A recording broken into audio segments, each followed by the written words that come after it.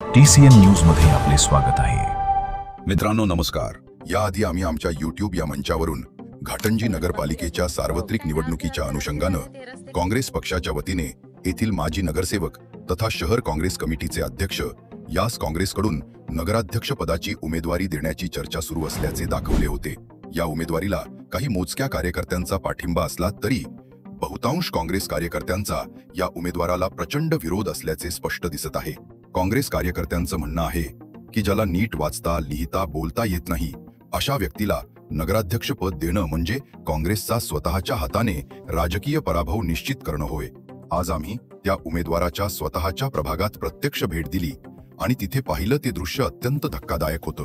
गेली 10 वर्ष म्हणजे 2 टर्म हा माजी नगरसेवक हाच प्रभाग प्रतिनिधित्व करतो, पण आज त्या प्रभागात सर्वत्र घाणीचं साम्राज्य, सार्वजनिक शौचालयांची दयनीय अवस्था, रस्ते खड्ड्यांनी भरलेले, पिण्याच्या पाण्याची योग्य व्यवस्था नाही, सांडपाण्याच्या नाल्या नाहीत, कचऱ्याचे ढिगारे प्रत्येक गल्लीबोळात आणि त्यामुळे आजारी पडणारी लहान मुलं, हे सगळं चित्र आम्ही कॅमेराबद्ध केलं आहे। प्रश्न असा निर्माण होतो की 10 वर्ष नगरसेवक राहून ज्याने स्वतःचा प्रभागही सुधारू शकला नाही, तो आता संपूर्ण घाटंजी शहराचा विकास कसा करणार? आज या प्रभागातील नागरिक उघडपणे म्हणतात, आम्ही यांना 2 टर्म संधी दिली पण विकास झाला नाही, केवळ आश्वासनं आणि दिखावा पाहायला मिळाला। लोक म्हणत आहेत, हे निवडणूक आली कीच दिसतात, बाकी प्रभागात फिरत नाहीत। इतकंच नाही तर मिळालेल्या माहितीनुसार नागरिकांच्या विरोधामुळे या उमेदवाराने आपल्या जुन्या प्रभागात न फिरता घाटी परिसरातील प्रभाग क्रमांक 4 इंदिरा आवास मध्ये आपली राजकीय दुकानदारी सुरू केली आहे। तिथूनच तो पुन्हा नगरसेवक पदासह नगराध्यक्ष पदाकरिता उमेदवारी मागत आहे। पण मित्रांनो, ही वेळ आहे विचार करण्याची। जे स्वतःच्या प्रभागाचा विकास करू शकले नाहीत, ते संपूर्ण घाटंजी शहर उभं करू शकतील का? नमस्कार। मी आलो होतो सहज तुमच्या वार्डामध्ये थोडीशी तुमच्याशी चर्चा करायची। हितगुज करून बा काय हा वार्ड गेल्या 10 वर्षापासून या वार्डामध्ये काय बदल तुम्हाला दिसून आला आहे? आतापर्यंत बदल तर काहीच नाही झाला।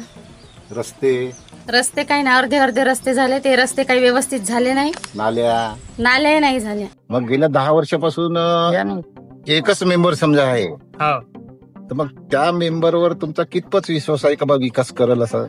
का सांगा, म्हणजे तुम्हाला भरोसा नाही समजा। आणि एखादा नवीन मेंबर समजा यावेळेस उभा राहतो म्हटलं तर त्याच्याविषयी तुमचं काम मत आहे? चांगली गोष्ट आहे। हा का, म्हणजे नवीन माणसाला तुम्ही स्वीकार करू शकता, म्हणजे तुम्हाला बदल पाहिजे ना असं तुम्हाला वाटतं ना? आणि मग विकास कामं या वार्डातले पूर्ण झाले नाही, म्हणजे विकास होण्यासाठी तुम्हाला नवीन नगरसेवकाची गरज आहे असं तुम्हाला? ठीक आहे, काही हरकत नाही। का करते नागपूरचं लोक हो म्हणते, मग काही नाही करत, का करते? मग तुम्हाला आता यावेळेस निवडणुकीमध्ये मग नवीन माणसाची अपेक्षा आहे का? मग आता कोणाला तर नवीन ठेवाच लागतं, असं होईल ना। म्हणजे जुन्या माणसावर तुमचा विश्वास राहिला नाही? राहिलं काहीच केलं नाही, दिले नाही कोणी, कायचा हिशोब त्याच्यात करायला पाहिजे ना। नुसते हो हो करते फक्त येईपर्यंत, आले का झालं मग।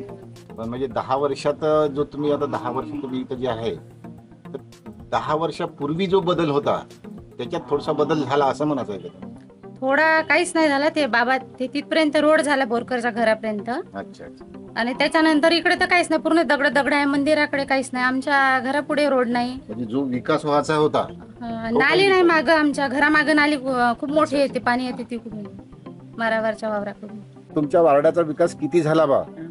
गेल्या 10 वर्षापासून या वार्डात काही बदल झालेले दिसते का काहीच तुम्हाला? होत नाही, काही बदल झाला काहीच नाही। किती वर्षापासून तुम्ही इथं आहात? 12 वर्ष झाले, आता 43 वर्ष।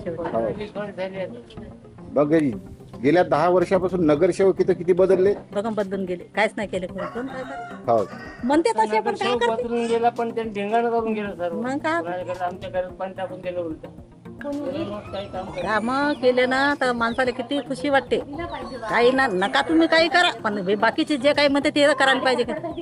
10 वर्षातील अपयश, अशिक्षितपणा, प्रशासनाची समज नसणं आणि पैशाच्या जोरावर मगरुरीनं वागण्याची प्रवृत्ती, ही 4 कारणं घाटंजीच्या काँग्रेस समोर आज उभी ठाकली आहेत। जर अशा उमेदवाराला पुन्हा उमेदवारी देऊन निवडून दिलं गेलं तर घाटंजीचं प्रशासन कोसळेल, विकास थांबेल आणि शहर पुन्हा बकाल अवस्थेत जाईल।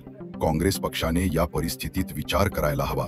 लोकांमधील विरोध इतका तीव्र असताना अशिक्षित उमेदवारावर जुगार खेळणं म्हणजे राजकीय आत्मघातच होईल. मित्रांनो, हे संपूर्ण विश्लेषण आपणापर्यंत सत्य स्वरूपात पोहोचवण्याचा आमचा प्रयत्न आहे. आपल्याला हे विश्लेषण आवडले असल्यास चॅनलला सबस्क्राईब करा, लाईक करा आणि इतरांनाही शेअर करा, जेणेकरून आपल्या एका लाईकमुळे आमचं चॅनलचं बळ वाढेल आणि समाजातील घडामोडी अधिक ताकदीने, खरेपणाने आपल्या पुढे मांडता येतील. लवकरच भेटूया. तोपर्यंत आपली काळजी घ्या.